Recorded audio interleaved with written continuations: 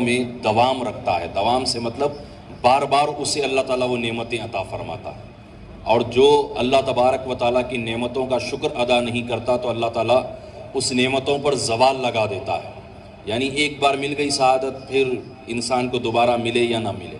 اگر بندہ اس پر شکر ادا کرے کہ میں اس لائق نہیں تھا کہ اللہ تعالیٰ نے مجھے یاد فرمایا, اس کے گھر آنے کا شرف عطا فرمایا, اگر اس چیز پر ہی بندہ اللہ تعالیٰ کا شکر ادا کر لے تو پھر آنے والے سالوں میں اللہ تبارک و تعالیٰ دوبارہ ہمیں جو ہے یہ نعمت سے سرفراز کرے گا.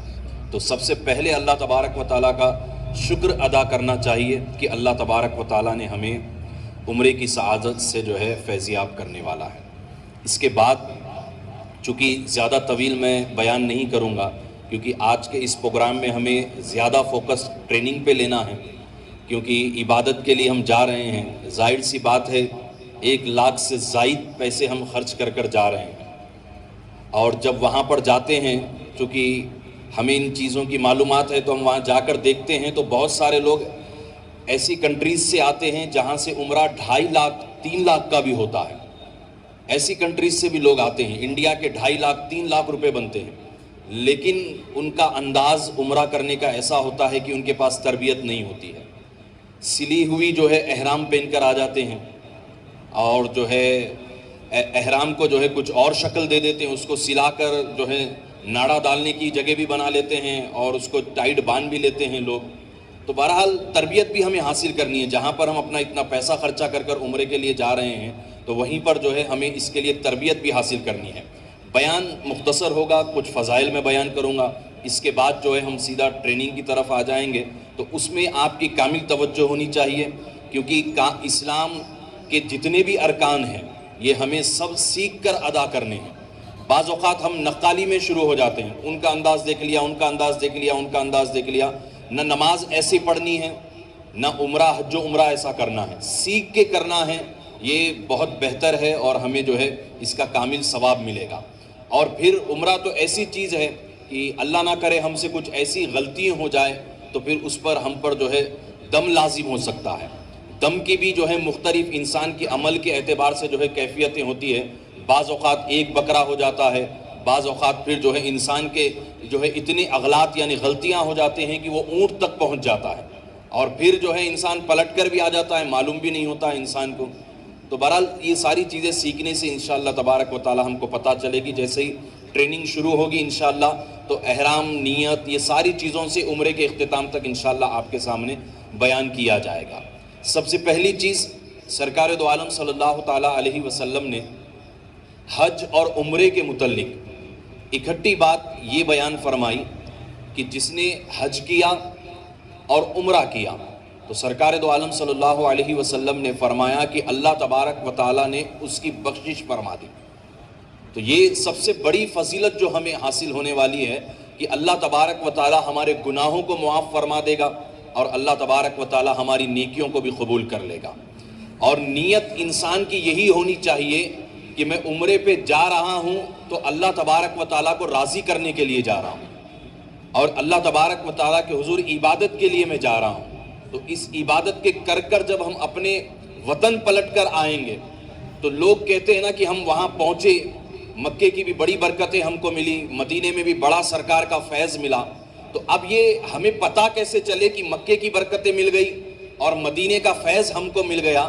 تو یہاں پر پھر علماء اکرام فرماتے ہیں, امام اعظم ابو حنیفہ رحمۃ اللہ تعالیٰ علیہ جن کو آپ سب جانتے ہیں, یہ فرماتے ہیں کہ جب انسان حج اور عمرے کی ادائیگی کے بعد اپنے وطن پلٹے تو فرماتے ہیں کہ اسے اللہ تبارک و تعالیٰ کی طرف سے انعام مدینہ منورہ کا فیض ملا یا نہ ملے کیسے معلوم ہو؟ تو آپ فرماتے ہیں کہ وہ اپنے اوپر غور کریں کہ فرماتے ہیں کہ اگر اس کا ذہن, گمان, رجحان جو ہے یہ ہو جائے کہ اب گناہ نہیں کرنا ہے کیونکہ گناہ کروں گا تو اللہ ناراض ہوگا. فرماتے ہیں کہ اگر اس کے اندر خوف خدا پیدا ہو جائے تو فرماتے ہیں کہ اس کے عمرے کی قبولیت کی دلیل یہ ہے کہ انسان کے اندر خوف خدا پیدا ہو جائے کہ اب میں یہ فلاں گناہ نہیں کروں گا, نمازیں نہیں چھوڑوں گا, دیگر اور حرام کام نہیں کروں گا, ناجائز کام بھی نہیں کروں گا, اس سے اللہ ناراض ہوگا. ایک خوف خدا, اللہ کا ڈر انسان کے اندر پیدا ہو جائے تو تو امام اعظم ابو حنیفہ رحمۃ اللہ تعالیٰ علیہ فرماتے ہیں کہ یہ قبولیت کی جو ہے دلیل ہے کہ اللہ تعالیٰ کے حضور اس بندے کا عمرہ یا حج قبول ہو گیا ہے، کیونکہ اللہ تبارک و تعالیٰ کی جانب سے اللہ ہی کا خوف، اللہ ہی کا ڈر اس بندے کے دل کے اندر آ گیا ہے۔ تو یہ اللہ تعالیٰ کا ڈر ہمارے اندر پیدا رہنا چاہیے۔ ہم جا رہے ہیں اور ہر قدم قدم پر ہمیں اللہ تعالیٰ سے دعا کرنا چاہیے کہ مولا مجھ سے کوئی غلطی نہیں ہونی چاہیے، میں تیرے گھر پہنچ رہا ہوں عبادت کے لیے، مجھے اتنا علم نہیں ہے کامل طور پر کہ کس طرح یہ عبادت کی جائے، لیکن تجھ سے دعا کرتا ہوں کہ مولا مجھ سے کوئی غلطی نہ ہو جائے، میری اس عبادت کو تو قبول فرما لے۔ میں اپنے ماں باپ کو چھوڑ کر، اپنے بھائی بہن کو چھوڑ کر، بیوی بچوں کو چھوڑ کر اتنا روپیہ خرچ کر کر آ رہا ہوں، تو اللہ تعالیٰ کے حضور بار بار بندہ یہ دعا مانگتے رہنا چاہیے کہ اے میرے پاک پروردگار میری اس عبادت کو تو قبول فرما لے۔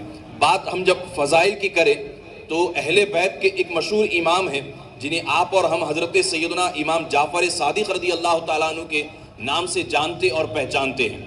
تو آپ حضرت سیدنا جعفر صادق رضی اللہ تعالیٰ عنہ حضرت داؤد طائی رحمۃ اللہ تعالیٰ علیہ سے آپ فرماتے ہیں کہ جس نے اللہ کے گھر کو ایمان کی حالت میں دیکھا، جس نے اللہ کے گھر کو ایمان کی حالت میں دیکھا، اللہ تبارک و تعالیٰ اسے دوزخ سے بری کر دے گا۔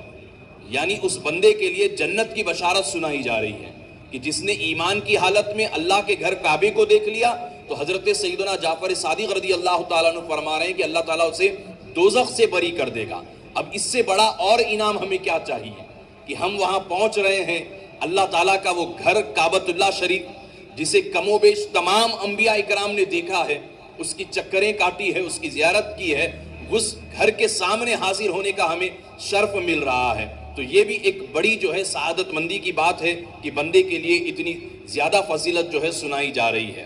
اور ایک بات میرے سارے بیان میں سے ایک بات یہ ہمیشہ کے لیے آپ لوگ یاد رکھ لیجئے، یہ سارا سفر صبر والا سفر ہے، سارا سفر صبر والا ہے، یہ سارا سفر صبر والا ہے۔ اس پر بھی بڑے اجر جو ہے دیے جائیں گے اگر ہم جو ہے صبر کریں گے، کیونکہ ہم اپنے گھر سے نکل رہے ہیں تو ظاہر سی بات ہے گھر والی سہولتیں ہر جگہ انسان کو میسر نہیں آتی ہے، گھر کی کمی انسان کو ہر جگہ میسر آتی ہے، بھلے ہوٹل 5 سٹار ہو، 7 سٹار ہو، جتنے بھی سٹار والی ہوٹل ہو، اور عالی شان جو ہے ایک وقت میں 1 لاکھ روپے کا بھی کھانا آپ کو جو ہے سامنے رکھا جائے، لیکن دل کے کسی کونے میں جو ہے آپ کو گھر کے کھانے کی جو ہے یاد ضرور آتی ہے کہ گھر کے کھانے کی بات ہی کچھ اور ہوتی ہے۔ تو یہ سارا سفر جو ہے صبر والا ہوتا ہے۔ بعض اوقات فلائٹ بھی لیٹ ہو جاتی ہے، بعض اوقات ڈیلے بھی ہوتی ہے، بعض اوقات بس میں بھی جو ہے انسان کو بٹھا دیا جاتا ہے، تو یہ سارا سفر جو ہے صبر والا ہے۔ اس پر بھی جو ہے حدیث مبارکہ میں جو ہے فضیلتیں بیان کی گئی ہے صبر کے حوالے سے، کہ حضرت عبداللہ ابن مسعود رضی اللہ تعالیٰ عنہ فرماتے ہیں کہ جس کو حرم کعبہ میں ایک تکلیف آئے تو اللہ اس کے 80 سال کے گناہوں کو معاف فرما دیتا ہے۔ اللہ اکبر۔ حرم کعبہ میں انسان پہنچ جائے، وہاں پر اگر انسان کو کچھ جو ہے تکلیف پہنچ جائے تو فرماتے ہیں کہ کہا کہ وہاں پر بندہ صبر کر لے، تو فرماتے ہیں کہ کہا کہ اس کے 80 سال کے گناہ اللہ تبارک و تعالی معاف فرما دیتا ہے۔ اب آپ کہیں گے کہ جو ہے ایک فلاں بندہ تھا، اس کی عمر تھی 30 سال، وہ عمرہ کر کر آیا، 40 سال میں اس کا انتقال ہو گیا، لیکن حدیث مبارکہ میں 80 سال لکھے جا رہے ہیں، تو فرماتے ہیں کہ اگر اس کی عمر 40 سال میں انتقال ہو گیا، اب یہاں پہ 80 سال بیان کیا جا رہا ہے، تو اس کا جواب کیا ہے؟ تو علماء اکرام فرماتے ہیں کہ اس کا جواب یہ ہے کہ جو بقایا 40 سال ہوں گے وہ نیکیوں میں کنورٹ کر کر جو ہے اس کے نامہ اعمال میں لکھ دیے جائیں گے۔ سبحان اللہ۔ تو حضرت عبداللہ ابن مسعود رضی اللہ تعالیٰ عنہ فرماتے ہیں کہ جس کو حرم کعبہ میں ایک تکلیف آئے تو اللہ اس کے 80 سال کے گناہوں کو معاف فرما دے گا۔ اور حضور صلی اللہ تعالیٰ علیہ وسلم نے آگے فرمایا کہ مدینے آئے اور میرے مہمان ہیں، جو مدینے آئے وہ میرے مہمان ہیں۔ اللہ اکبر۔ ہم کسی بڑی شخصیت کے پاس پہنچ جائے، کوئی بڑے لیول کے جو ہے ایم پی ہو، منسٹر ہو یا بادشاہ ہو، اور وہ اپنی زبان سے کہے کہ یہ ہمارے مہمان ہیں، تو انسان کو ایک بڑی خوشی محسوس ہوتی ہے۔ تو ہمارے آقا سارے عالم کے تاجدار ہے صلی اللہ علیہ وسلم، وہ حدیث مبارکہ میں ہم جیسے گناہ گاروں کے لیے فرما رہے ہیں جنہیں عمرے کی سعادت نصیب ہوگی، جو ہے حج بیت اللہ یا عمرے سے فارغ ہو کر مدینہ منورہ جائیں گے، تو ان کے لیے سرکار فرما رہے ہیں کہ جو مدینے آئے وہ میرے مہمان ہیں۔ اگر تم سے کوئی تکلیف پہنچے، اگر تمہیں کوئی تکلیف پہنچے تو سرکار دو عالم صلی اللہ علیہ وسلم فرما رہے ہیں کہ صبر کرو. مدینے میں اگر کوئی تکلیف پہنچے تو فرماتے ہیں کہ صبر کرو. اب اس کی جزا کیا ہے؟ سرکار دو عالم صلی اللہ علیہ وسلم فرما رہے ہیں کہ بروز قیامت اللہ کے حضور میں تمہاری سفارش کروں گا. اللہ اکبر. کہ مولا یہ میرے شہر آیا ہوا تھا, اسے فلاں تکلیف پہنچی تھی, اس نے صبر کی تھی, مولا اس کی عمر بھر کے گناہوں کو معاف فرما دے.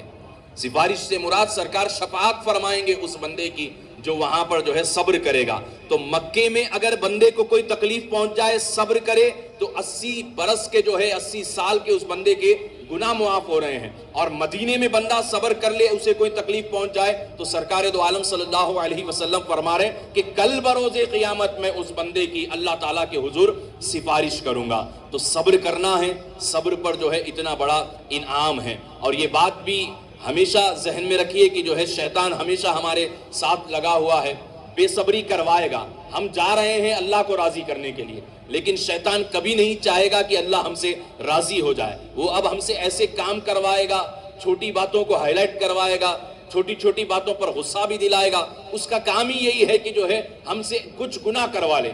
کیونکہ یہ سب بات تو آپ سب جانتے ہیں ماشاءاللہ کہ مکے میں ایک نیکی کریں گے تو 1 لاکھ کے برابر ہے. اسی طرح اگر بندے سے اگر کوئی ایک گناہ ہو جائے تو 1 لاکھ لکھا جائے گا. یہ بڑی ڈرا دینے والی بات ہے. جہاں پر 1 لاکھ نیکی مل رہی ہے وہیں پر 1 لاکھ گناہ بھی لکھا جائے گا. اور مدینہ پاک میں بندہ ایک نیکی کرے تو 50,000 لکھے جا رہے ہیں, اور اگر ایک گناہ کرے بندہ وہاں پر, تو پھر علماء نے اس کی تفصیل حدیثوں کو سامنے رکھ کر جو ہے 13 حدیثوں کو سامنے رکھ کر فرمایا کہ اگر ایک گناہ کرے تو بندے کے نامہ اعمال میں 1 گناہ لکھا جائے گا. بعض نے 50 کا 50 بھی کہا, اور علماء اکرام نے 13 حدیثوں کو سامنے رکھ کر یہ بات نتیجہ بھی نکالا کہ وہاں پر 1 کا 1 گناہ لکھا جائے گا جب بندہ کر لے. تو یہ آپ دیکھیں کہ صبر والا جو ہے سارا کا سارا سفر ہے. ہمیں صبر کے ساتھ جو ہے سفر کرنا ہے, اور اجر بھی ہمارے سامنے ہے کہ بندے کو کیا جو ہے اجر عطا کیا جائے گا. نبی کریم صلی اللہ تعالیٰ علیہ وسلم نے فرمایا مکہ مکرمہ کے حوالے سے, ما سبق للناس, یعنی کعبہ رجوع کی جگہ ہے. کعبہ کیا جگہ ہے, کون سی جگہ ہے؟ تو فرمایا نبی کریم صلی اللہ علیہ وسلم نے کعبہ رجوع کی جگہ ہے کہ بندہ وہاں پر جائے تو اپنے گناہوں سے اللہ تبارک و تعالیٰ کے حضور توبہ کرے. کعبہ یہ ہے کہ بندے وہاں پر جائے, اللہ تعالیٰ کے حضور اپنے گناہوں سے توبہ کرے کہ مولا میں توبہ کے لیے آیا ہوں, تجھے راضی کرنے کے لیے آیا ہوں, تو مجھ سے راضی ہو جا. تو یہ ہے بندے کے لیے کہ کعبہ کیا ہے.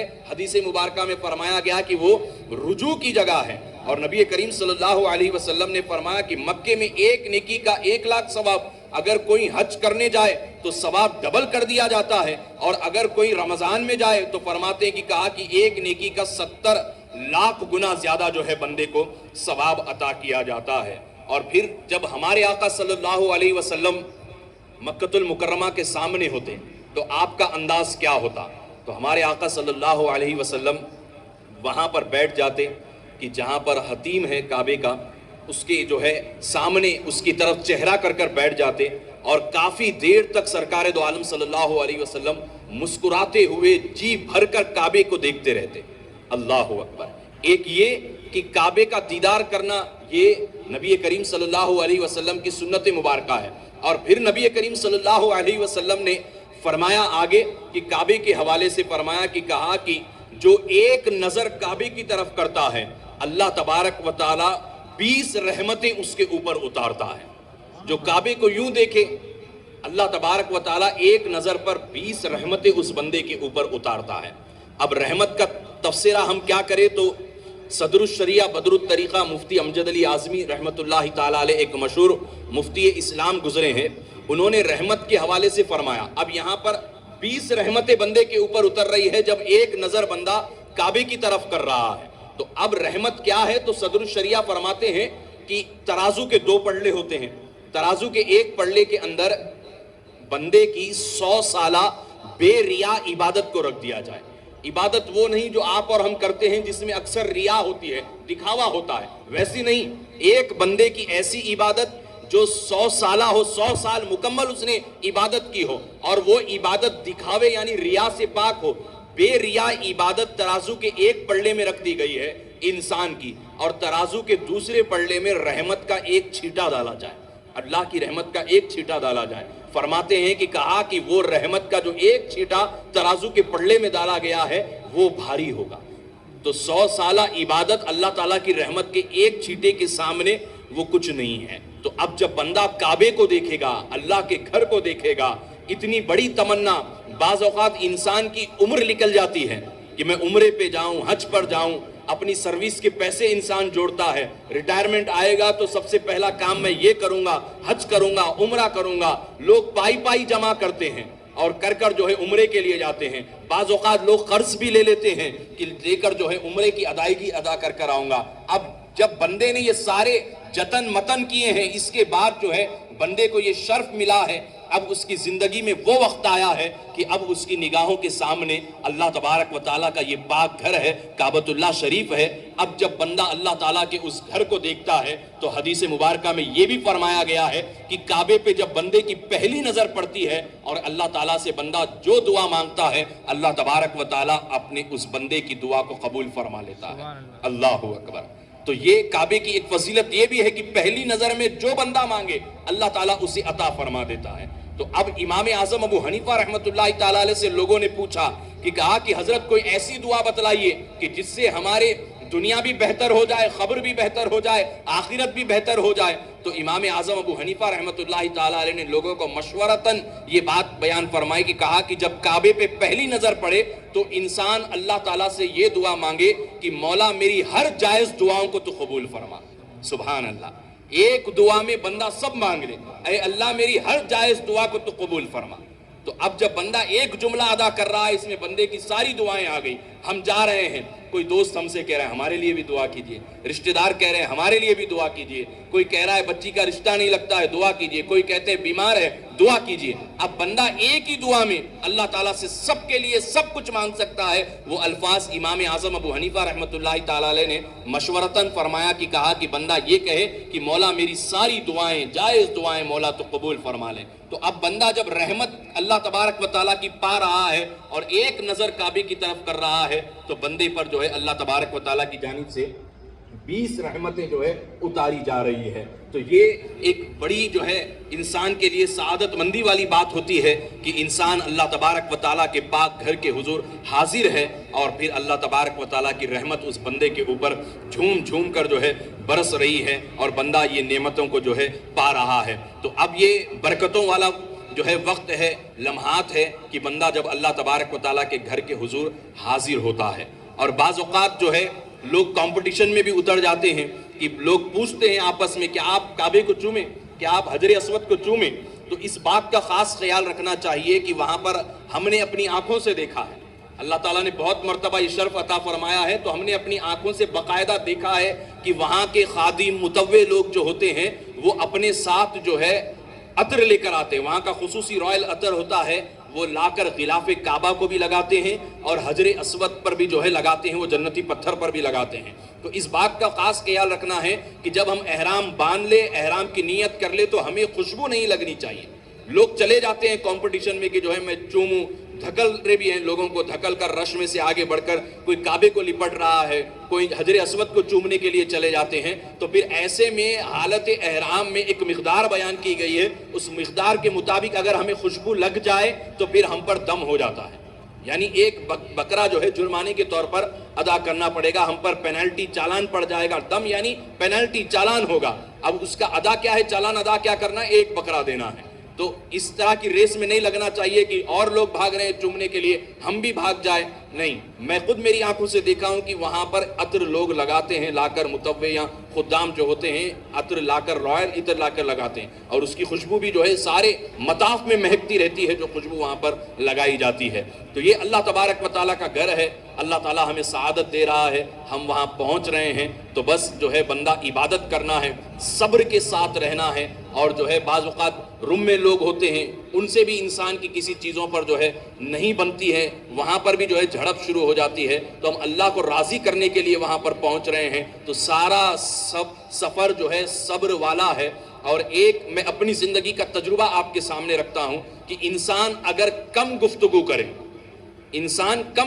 کرے اور زبان کو جو ہے کلمہ طیبہ, یا پھر وہاں پہنچے تو لبیک اللہم لبیک آخر تک, یا پھر نبی کریم صلی اللہ علیہ وسلم پر درود و سلام. مکے میں ہے تو لبیک زیادہ پڑھنا ہے، اور مدینے میں پہنچ جائے تو درود و سلام وہاں پر زیادہ پڑھنا ہے. تو اس سے انسان کا یہ ہوگا کہ لوگوں سے گفتگو کم ہوگی، اور جھگڑے مسائل یہ ساری چیزیں جو ہے انسان کے جو ہے کم ہوں گے. ورنہ پھر شکوے شروع ہو جائیں گے، ارے آپ کو خرید کر لا لیے، آپ کو شاپنگ کر لا لیے، مجھے نہیں بولے، ذرا چلیے میرے کو دلائیے. اب سامنے والا بولے گا بھائی ابھی میں جا کر آیا ہوں، تھک کے آیا ہوں، یہ گلی سے چلے جائیے، وہ گلی سے چلے جائیے، آپ کو معلوم ہو جائے گا. تو کسی سے امید مت رکھیے، کسی پہ شکوہ مت کیجیے، خاموشی کے ساتھ مکے میں جب رہے صبر کے ساتھ، اور لبیک زیادہ سے زیادہ وہاں پر جو ہے پڑھنا ہے. اگر آپ ابھی طریقہ کار بتلایا جائے گا، ہر چکر پر ایک دعا ہے، اگر یاد کر سکتے ہیں تو کتابیں بازار میں ملتی ہیں، خریدیے، خرید کر دعاؤں کو یاد کریے. اگر یاد نہیں کر سکتے ہیں تو پھر وہاں پر کیا کیا جائے تو لبیک پڑھا جائے، اور زیادہ سے زیادہ جو ہے درود پاک پڑھا جائے. یہ وہاں پر جو ہے بندے کے لیے زیادہ فضیلت والی چیز ہے اگر دعائیں بندے کو یاد نہیں ہیں تو. دعاؤں کا پڑھنا امر مستحب ہے، یعنی مستحب کام ہے. اگر کوئی دعا نہیں بھی پڑھ سکتا ہے، صرف لبیک پڑھ رہا ہے، تو پھر بندے پر کوئی جرم نہیں ہوگا، کوئی پینلٹی، کوئی چالان، کوئی دم بندے کے اوپر نہیں ہوگا. وہ امر مستحب ہے دعاؤں کا یاد کر لینا. نمازوں کی بھی پابندی کرنا ہے.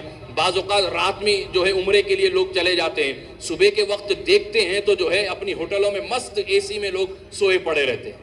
مکے میں جو ہے ہم نے لوگوں کو دیکھا کہ وہ جو ہے نمازیں ادا نہیں کرتے. مدینے میں ہم نے لوگوں کو دیکھا ہے کہ وہ نمازیں ادا نہیں کرتے. وہاں جا کر بھی نمازیں نہ پڑھے تو پھر انسان کیا کرے، کس کام کا انسان. تو نمازیں کسی بھی حال میں نہیں چھوٹنا چاہیے. نماز فرض ہے، یہ ہمیشہ ہمارے جو ہے ذہن میں ہونا چاہیے. جب نمازوں کی پابندی ہوگی تو پھر عمرے کی بھی نورانیت، برکتیں، ساری چیزیں ہمیں عبادتوں کی جو ہے ملے گی. تلاوت کرنا یہ نفل کام ہے، درود پڑھنا یہ نفل کام ہے، تسبیح پڑھنا نفل کام ہے.